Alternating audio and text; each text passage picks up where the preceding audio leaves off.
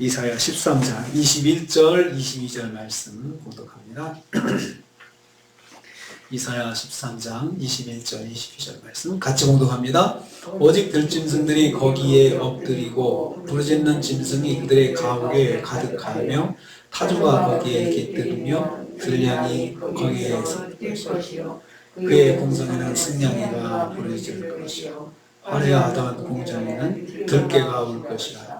그의 때가 가까우며 그의 날이 오래지 아니하리라. 아멘. 아멘.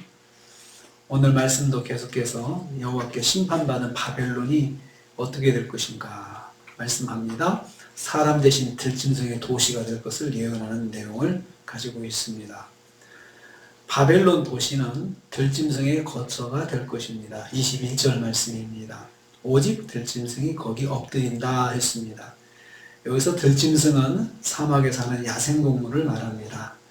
엎드린다는 말은 다리를 쭈그리고 몸을 땅에 기대서 쉬는 것을 말합니다. 아주 편하게 배를 땅에다 딱 대고 엎드려 있는 거죠.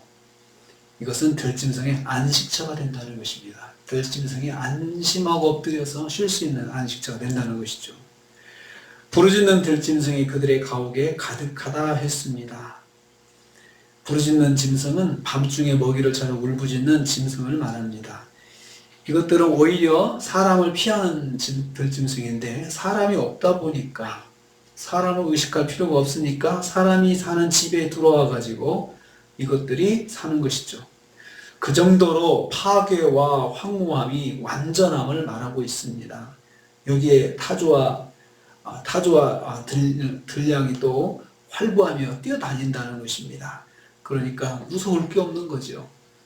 사람이 없으니까 야생동물이 무서울 게 없어서 활보하고 뛰어다닌다고 말씀합니다. 들짐승의 낙원이 되는 것이죠. 하나님의 심판으로 바벨론은 영원히 재기 불가한 도시가 될 것이라는 것입니다. 두 번째로 바벨론 왕국에 대한 것입니다.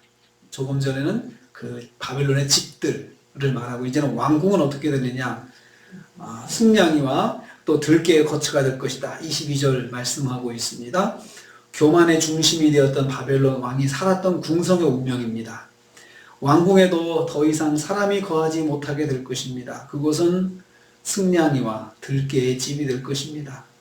여기서 승냥이라고 표현된 히브리어 이임은 단독으로 들판을 배회하며 사는 들짐승들을 포함해서 말하고 있습니다. 들깨는 주인 잃고 야생화된 사납고 공격적인 개들입니다. 광야를 부대로 살아가는 들짐승들과 들깨들이 궁성을 소굴로 삼아서 생존하게 된다는 것입니다. 바벨론의 화려했던 궁성이 사람들에게 완전히 버림받은 집으로 변해버릴 것입니다. 교만한 자가 안락하게 교만을 일삼고 삼았던 그 중심지가 심판을 받는 거죠. 사람도 심판받지만 그 사람이 함께 있던 환경도 심판을 받는 것을 여기서 말씀하고 있습니다. 제국의 사랑을 온몸으로 받았던 궁성, 얼마나 사람들이 바벨론의 궁성을 부러워했겠습니까? 그리고 다른 나라 왕들도 다 저런 궁성에서 나도 살았으면 좋겠다 하고 얼마나 부러워했겠습니까? 그런데 그런 궁성도 버림받은 집으로 전락할 것이다. 이렇게 말씀하고 있습니다. 세 번째로 이러한 심판이 오래지 않아 이루어질 것이라 말씀합니다. 22절 후반부입니다. 그의 때, 그의 날이 오래지 아니하리라고 했습니다. 이 9절부터 말씀한 그 바벨론의 심판에 대한 결론 부분을 지금 말씀하고 있습니다. 그래서 이 결론 부분은 그의 때가 가까웠고 그의 날이 오래지 아니하리라 이렇게 매듭을 짓고 있습니다. 바벨론에 대한 참혹한 심판의 날이 임박하였음을 반복적으로 말씀하고 있습니다. 그의 때는 여호와께서 바벨론의 멸망 시점으로 정해놓으신 날을 말합니다. 이제 그 날이 얼마 남지 않았어 이렇게 말씀하십니다. 이 말씀을 예언한 이사야가 죽은 지 150년이 지난 BC 539년에 바빌론이 이제 패망을 하게 됩니다. 하지만 이 시간은 사실 오래 남았지만은 횟수로 말하면 150년이 넘는 시간이 남았지만 하나님의 관점에서 볼 때는 이 시간이 길지 않은 것입니다. 그리고 동시에 이 말씀을 듣는 사람들로 하여금 긴장감을 갖게 하기 위해서, 긴박감을 느끼고 또 남은 자들에게는 소망을 주기 위해서 이렇게 얼마 남지 않았다라고 말씀한 것입니다. 심판을 받을 대상의 사람들은 얼마 남지 않았다는 말로 경고를 들을 수 있고, 하나님의 역사를 기대하는 남은 자들에게는 소망을 주는 말씀이 되고 있습니다. 하나님께서는 이처럼 경고와 기회를 동시에 주십니다. 경고의 뒷면은 기회입니다. 아직도 늦지 않았다라고 하는 기회를 주시면서 경고하시는 것입니다. 하나님께서 도시이든 나라든 궁성이든 그 바벨론에 속해 있던 모든 것들을 다 황폐화시키겠다 말씀하셨습니다. 당시 살았던 사람들이 이 말을 듣고 어떻게 생각했을까요? 상상할 수 없는 일들을 말씀하니까 허황되게 생각했을 거라 생각을 합니다. 허황되게. 어떻게 우리나라가 그렇게 되겠느냐라고 생각하는 거죠.